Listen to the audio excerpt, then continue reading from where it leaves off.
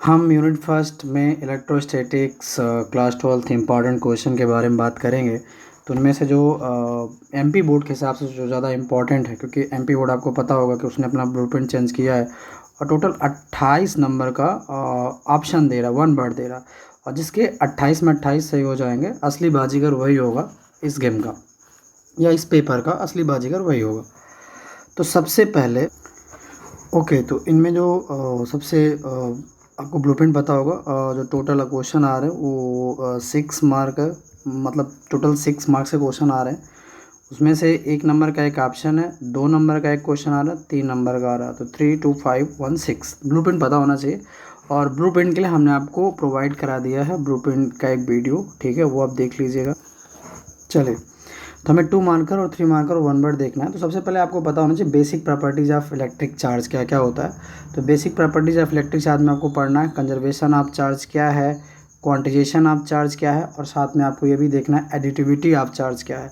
वैसे अगर fundamental properties पूछ दिया तो चार्ज दो टाइप्स का होता है, एक होता है पॉजिटिव, एक होता है नेगेटिव। चार्ज एक स्केलर क्वांटिटी है ना। और चार्ज की जो एसआई यूनिट होती है वो कूलाम होता है। चार्ज का जो डायमेंशनल फार्मूला होता है वो 80 होता है। ये आपको बताना पड़ेगा। अब इसमें और आगे आपको जानने की ज़रूरत है, आजकल एक नया ट्रेंड चल रहा है, जैसे पूछ देगा कि 1 कूलाम को डिफाइन कीजिए, 1 कूलाम को डिफाइन कीजिए। तो हमें इन सारी चीज़ों के लिए ना फार्मूला पता होना चाहिए, साथ में उसकी एसआई यूनिट पता होनी चाहिए कि if 1 ampere current flow in a conductor for 1 second, the charge flowing in that conductor will be the 1 coulomb. अगर 1 एम्पियर करंट 1 सेकेंड के लिए फ्लो होता है तो वहाँ पे जो चार्ज है वो 1 कूलाम होगा। एक और इम्पॉर्टेंट फैक्ट आपको याद रखना है कि एसआई सिस्टम में जो एलिमेंट्री चार्ज होता है, एलिमेंट्री चार्ज को हम इलेक्ट्रॉनिक चार्ज भी बोलते हैं, उसकी जो वैल्यू होती है वो होती है 1.6 इंटू 10 की पावर -19 कूलाम्स। ठीक है, ये भी आपको याद रखना है।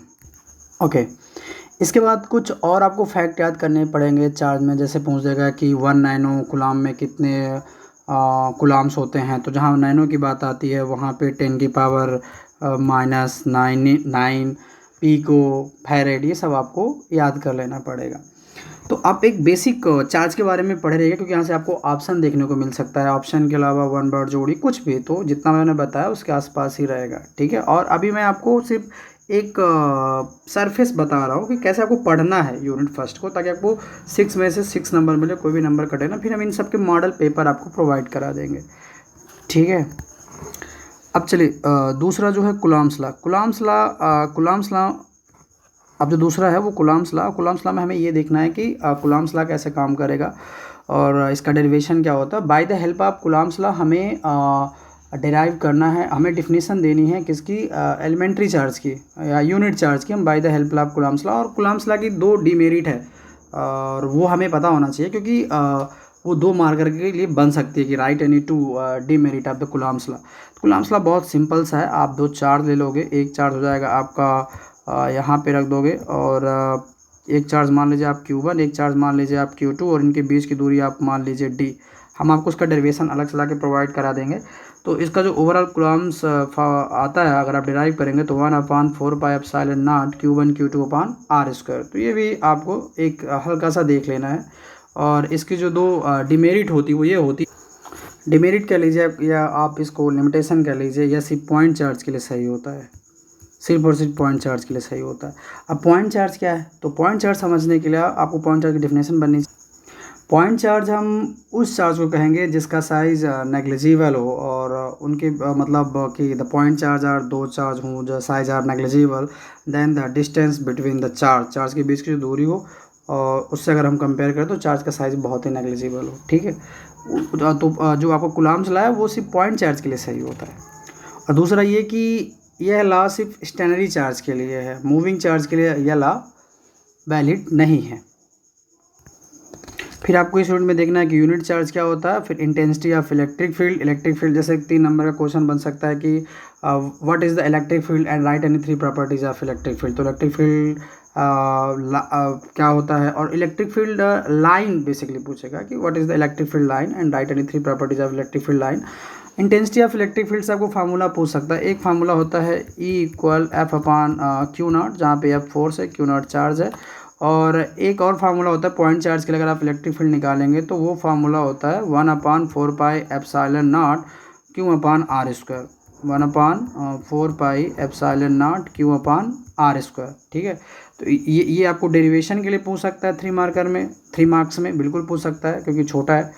दूसरा आपको याद रखना है कि जो इलेक्ट्रिक फील्ड है, तो इलेक्ट्रिक फील्ड ऑफ लाइन कौन डिस्कवर किया था, तो माइकल फैराडे डिस्कवर किए थे। इलेक्ट्रिक फील्ड लाइन की 2 प्रॉपर्टीज़ या 3 प्रॉपर्टीज, 3 से ज़्यादा नहीं पूछेगा क्योंकि आप याद कर लो कि 2 इलेक्ट्रिक फील्ड ऑफ लाइन कभी एक दूसरे को इंटरसेक्ट नहीं करती हैं। Electric field of line positive से शुरू होती है, नेगेटिव पे ख़त्म होती हैं, और जहाँ पे इलेक्ट्रिक फील्ड ऑफ लाइन ज़्यादा पास होंगी वहाँ पे इलेक्ट्रिक फील्ड की इंटेंसिटी ज़्यादा होगी, और जहाँ दूर होंगी वहाँ पे इलेक्ट्रिक फील्ड की जो इंटेंसिटी होगी वो बहुत ही वीक होगी। फिर आप इलेक्ट्रिक डाइपोल पे आ जाइए। इलेक्ट्रिक डाइपोल से हमें लगता है कि क्योंकि पिछली बार इलेक्ट्रिक फ्लक्स पूछा गया था, तो इस बार इलेक्ट्रिक डाइपोल पक्का पूछेगा। देखिए, एक होता है इलेक्ट्रिक डाइपोल और एक होता है इलेक्ट्रिक डाइपोल मोमेंट, है ना, हम दोनों में कंफ्यूज हो जाते हैं। और इलेक्ट्रिक डाइपोल को समझने के लिए ना हमें ना polar molecule, non polar molecule, जब हम आपको आंसर प्रोवाइड कराएंगे मॉडल, तो वहाँ पे हम बात कर लेंगे। अभी बस एक अंडरस्टैंडिंग डेवलप करिए कि जब दो अपोजिट चार्ज एक दूसरे से, एक प्लस क्यू और एक माइनस क्यू, एक दूसरे से 2L डिस्टेंस पे रखे जाते हैं, तो इसे हम बोलते हैं, वेरी क्लोज होते हैं एक दूसरे के, तो उसे हम इलेक्ट्रिक डाइपोल बोलते हैं। एक ऐसा चार्ज का सिस्टम जहाँ पे दो चार्ज, उनका मैग्नीट्यूड आपस में इक्वल हो पर उनका नेचर अपोजिट हो और वो एक दूसरे से बहुत पास हो, तो उसे हम क्या बोलते हैं, इलेक्ट्रिक डाइपोल। और इलेक्ट्रिक डाइपोल मोमेंट क्या बोलते हैं कि एक चार्ज उठा लीजिए, एक चार्ज का मैग्नीट्यूड ले, चाहे प्लस का चाहे माइनस का, और उनके बीच की जो दूरी है, तो इन दोनों का जो प्रोडक्ट होगा वही कहलाता है इलेक्ट्रिक डाइपोल मोमेंट। और इलेक्ट्रिक डाइपोल मोमेंट को हम प्रेजेंट करते हैं P से, और P इक्वल फार्मूला होता है 2QL। ठीक है, और यह एक मतलब कि इसकी जो यूनिट होती है वो होती है कूलाम इंटू मीटर, क्योंकि चार्ज की कूलाम हो जाएगी और लेंथ की मीटर हो जाएगी, तो कूलाम इंटू मीटर हो जाएगा। और इसका जो डायमेंशनल फार्मूला होता है, डायमेंशनल फार्मूला आप निकालना सीख लीजिए 11th में, क्योंकि आपको MP बोर्ड और किसी भी कम्पिटिटिव एग्जाम में आपको ये देखने को मिल जाता है कि ये होता क्या है।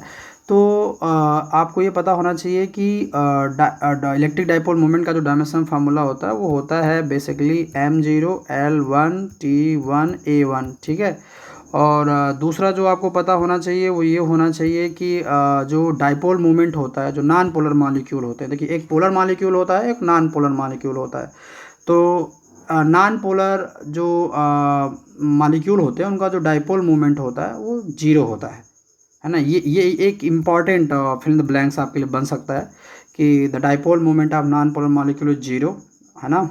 और नॉन पोलर, देखिए यहाँ पे बच्चे थोड़ा कंफ्यूज आते हैं। देखिए एक लाइन है कि the dipole moment of non polar molecule is 0 while that the non polar molecule is non zero. मतलब पोलर, जो नॉन पोलर मॉलिक्यूल है वो नॉन जीरो है, मतलब जीरो को छोड़ के कुछ भी है, लेकिन अगर इसका हम डाइपोल मोमेंट की बात करेंगे तो वो 0 होता है। तो अच्छे से पढ़ लीजिएगा कि ऑप्शन में दिया क्या गया है। और भी क्वेश्चन मैं आपको धीरे धीरे बताऊँगा कि कैसे पढ़ना है, फिर हम इनके आंसर दे प्रोवाइड कराते जाएंगे।